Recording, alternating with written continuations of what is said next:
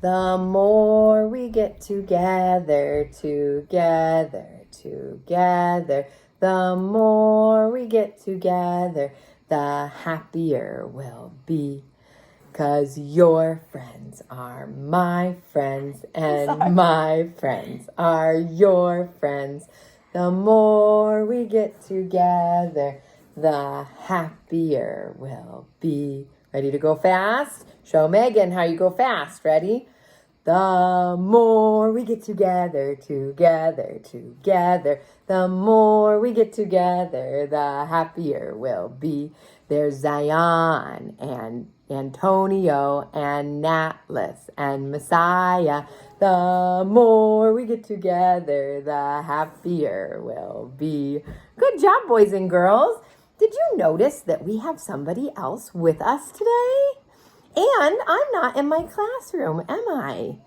No, we're at my house and I have my little girl Megan here to help us today. Megan, you can wave to my boys and girls. Good job. Megan's helping me because later we're going to learn about laundry. So we had to be at my house so that I could show you laundry. And since we're at my house, Megan is going to help us with our morning part.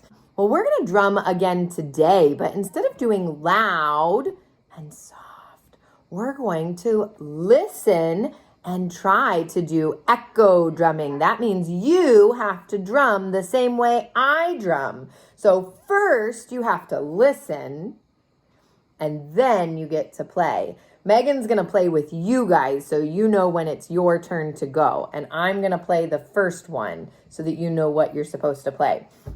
All right, but yesterday we said, but what if I don't have a drum at my house? What else did we say we could use for a drum? You're right. Some of you used a bowl yesterday, and some of you found empty containers, and some of you found cardboard boxes. And then there was one other thing that I thought of that everybody has because it's attached to you. What could you use as a drum that's attached to you? Can you think of something, Megan, that you could just pound on that's attached to your body if you don't have a drum? Your lap? Your lap. We said you could play by patting on your lap, your knees, right? So everybody has a lap. So today I need you to find a drum. Anything you want to drum with. And if you can't find anything, you can use your lap. You can drum on your knees. All right, while you guys find something, Megan and I are going to get our drums because we found something in my kitchen to use today. Good job. While some of my friends are getting their drum, can you tell me what we found that we could drum on today? Yeah, that's right. Megan, what are we drumming on today? Pots. You're right. We're going to drum on pots. And we could use our hands to drum on the pots, right? Could we go like that? We could drum like that, but I thought it might be kind of fun. I found some spoons that we could drum with. So if you want to use something else to drum with, and it's okay with your grown-up, then you could use something else to drum with today. Okay, so we're going to use spoons and pots. That's what we're using. All right. This is a very good practice of our listening because you have to listen first. So when it's my turn to play, I want you to put your drumming tools, what you might use spoons like us or something else, put your drumming tools in resting position. Megan's showing you too. We're going to put them up on our shoulders where we can rest them in resting position. Let's see if we can see Megan a little bit better. Good job. All right. If you are just using your hands, then you can put your hands up here when you're in resting position. Okay? All right. So it's my turn to play. So Megan's going to rest while it's my turn because she has to listen so that she can play the same way as me. Ready, Megan? Yep. Okay. Good job. All right. Resting position so that you're ready. Okay.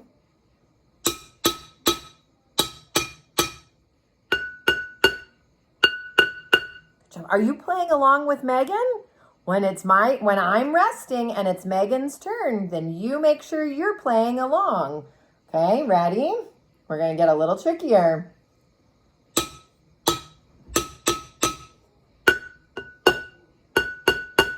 job. That was a hard one. Good listening. All right, ready? We're going to do another one, and it's going to be tricky again, so you have to listen.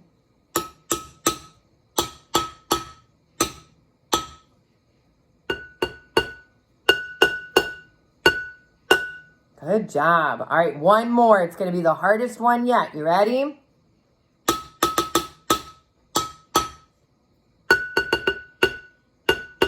Good job, Megan. Good job, boys and girls. Nice drumming. Good job. Today, we're going to talk about what happens when your clothes get dirty. Have you ever had dirty clothes before? Yeah, sometimes our clothes get dirty. Megan, how do your clothes get dirty? Running outside or just even normal day life. Yeah, they just get dirty because you get kind of sweaty and gross, or you might step in the mud and your clothes might get dirty. Or have you ever spilled your food on your shirt, like ice cream? Yeah, that kind of makes your clothes dirty. So then you have to clean your clothes. So Megan, grab that dirty shirt over there. We're going to show the boys and girls what we have today.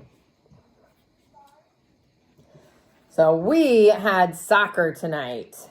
My little guy played soccer, and I want you to look at his jersey.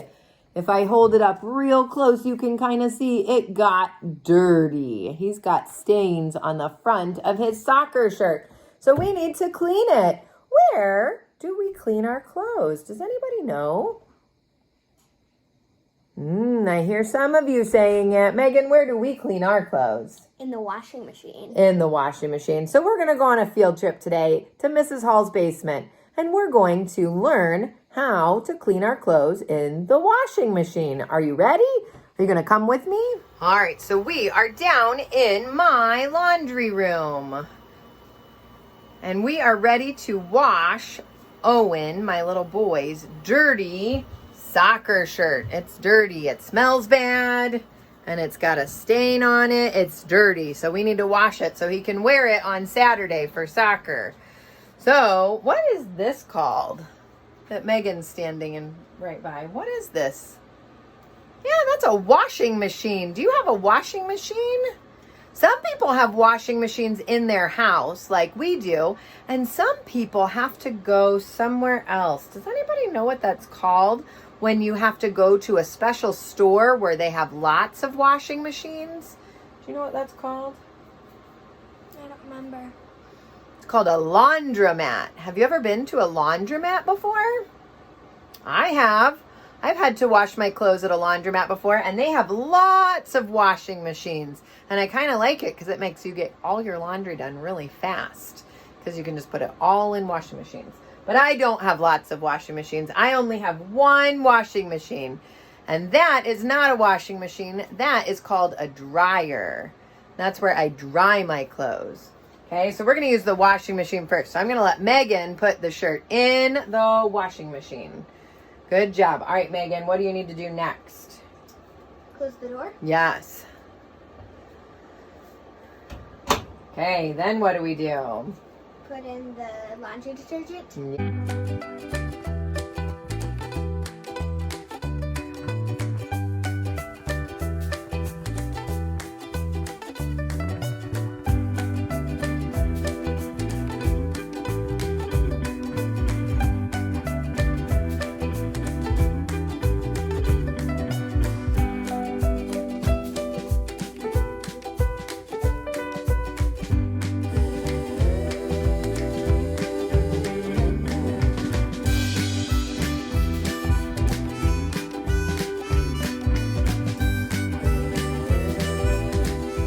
For it to start spinning, Megan, we need to start the dryer. Can you open the dryer for me?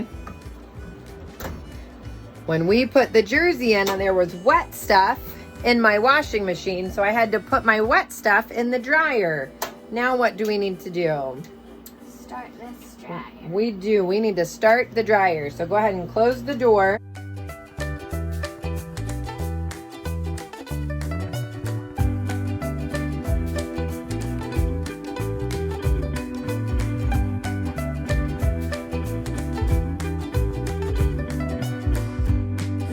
at some other things you might see in a laundry room. This might be for? What do you think that might be for? Megan, do you know what we use that for? Sorting our laundry. Ooh, why do you have to sort your laundry? The colored will get on the white things. Yeah, so you have to sort your laundry. So we sort it in our laundry sorter. This is my sink down in my laundry room, and I have to use it sometimes when I'm washing my clothes, because sometimes I have to wash my clothes with my hands in my sink, especially when there's a big stain on somebody's clothes. That one's from grass. So before I put that in the washing machine, I'm gonna have to wash it in my sink.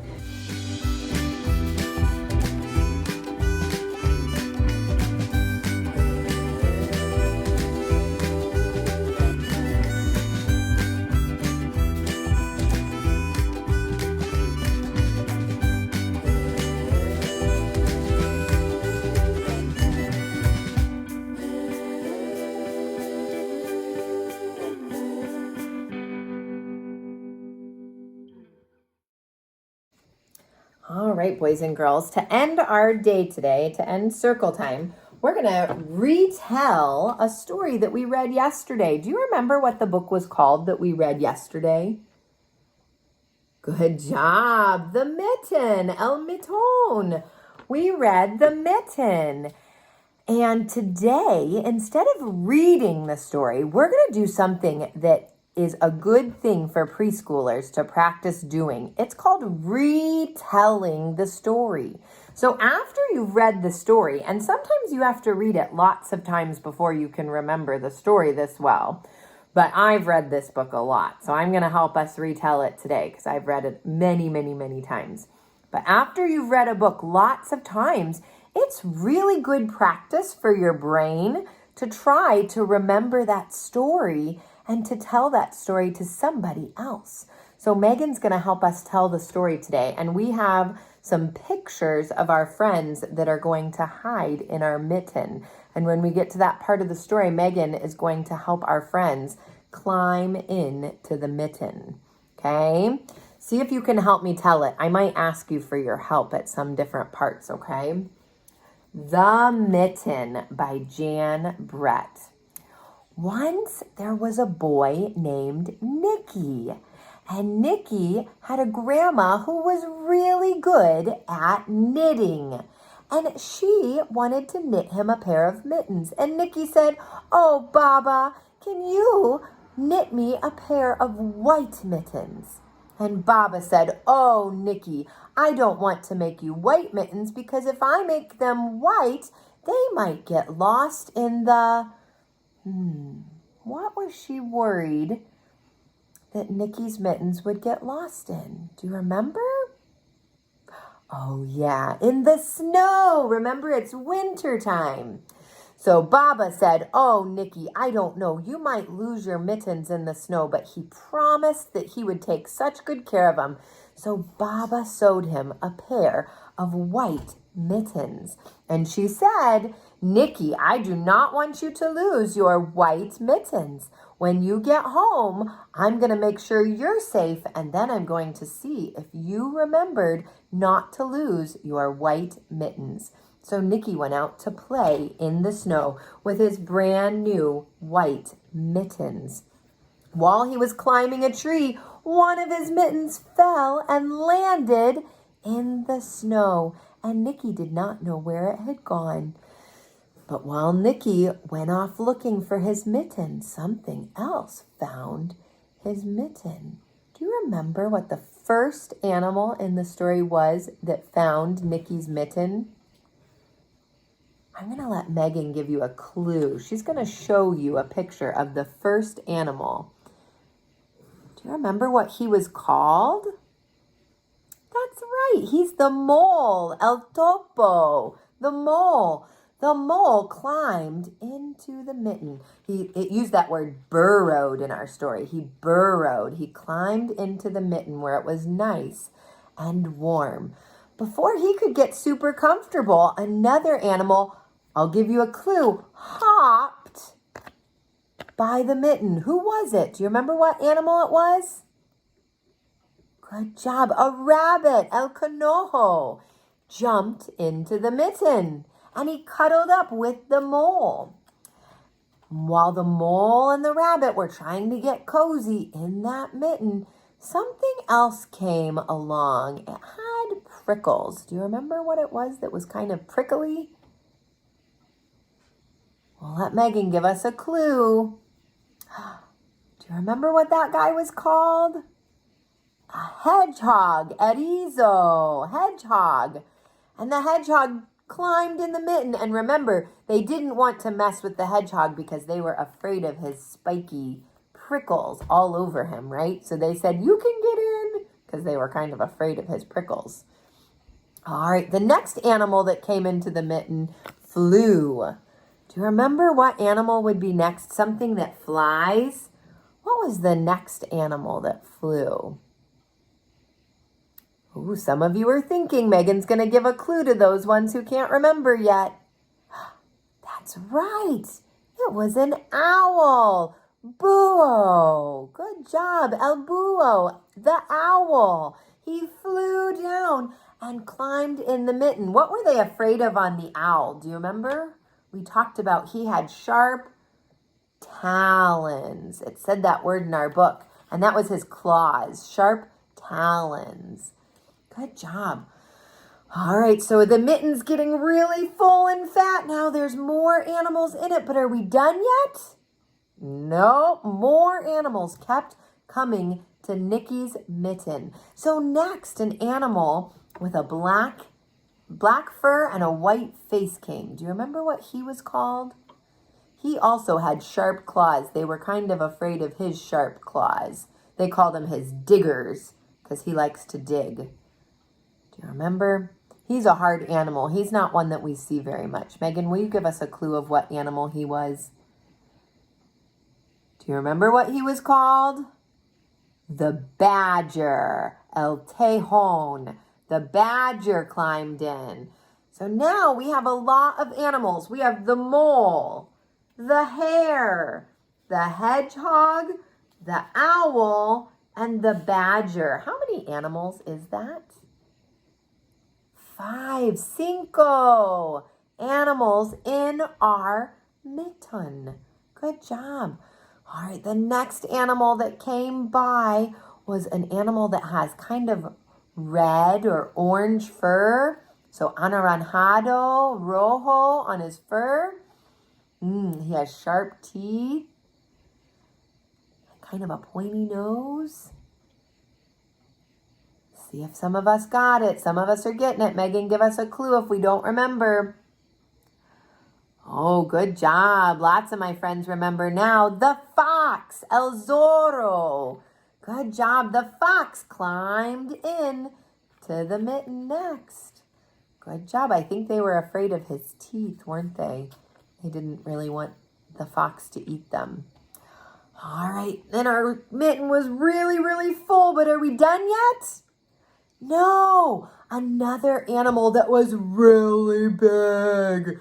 And he has a really loud growl. Climbed in next. What was that animal? He was brown in our book. I hear a lot of you remembering. Megan, give us a clue. I think most of us remember. Good job. The bear, El Oso, climbed in the mitten next. Nobody wanted to mess with the bear, did they? They did not even argue about the bear climbing in. But now the mitten was really, really big. Mas grande. It was really big. And one more animal came in. It was really little. He has big ears. And he says, squeak, squeak. What was he? Good job, Megan. Give us one last clue. I know he's really small. We might have to see if we can get our screen to focus on him. Good job. The mouse, raton. One more animal. He climbed in, and what did he sit on? That's right. He sat on top of the bear's nose. And when he sat on top of the bear's nose, it made the bear pull him out, Megan. Pull the bear out. And what did the bear do? When the mouse was sitting on his nose, he went, oh, ha, achoo! And all the animals fell out of the mitten. The owl, and the mole, and the hedgehog, and the bear, and the rabbit, and the fox, and the badger. They all fell out and the mitten floated up in the air until who found it? Nicky, good job. Nicky found his mitten and he ran home and he went in the door and Baba looked at Nicky with his mitten and said, "Oh, Nicky, I'm so proud of you. You have your mittens." And Nicky went off to go get ready for his supper and for his bed. And then Baba looked at his mitten and thought, what happened to Nicky's mitten? Because it had gotten all stretched out, didn't it? It was really big, mas grande, because all the animals were inside his mitten. Isn't that a funny story, boys and girls? Do you really think a bear would fit in a mitten? Do you think that that could really happen? I don't either. This story is make-believe. It's not a true story. It's fiction. It's not a real story. Bears don't really go inside mittens, but it's a funny story, isn't it? It's funny to think about all those animals going inside that mitten. And remember on that last page, that's when Baba looked at the mittens and said, "Why is this mitten so much bigger than this mitten?" It was because all the animals had climbed inside that one and got it all stretched out. Good job helping me tell that story. You remembered a lot of the animals that were in that book. I'm going to make sure that your grown-ups have a copy of the animals. And if you wanted to print that out at home, you could do that. Or if you don't have a printer, you could draw some of the animals that are in our story. You could draw a bear, and you could draw the mole, and you could draw the badger, and you could even draw a mitten, and you could tell that story to somebody who's never heard the story of the mitten. And if you don't remember it, you could watch my video from yesterday again and listen to the story again. Good job, boys and girls. All right, have a super day, and I will see you again tomorrow, and we're going to keep talking about laundry.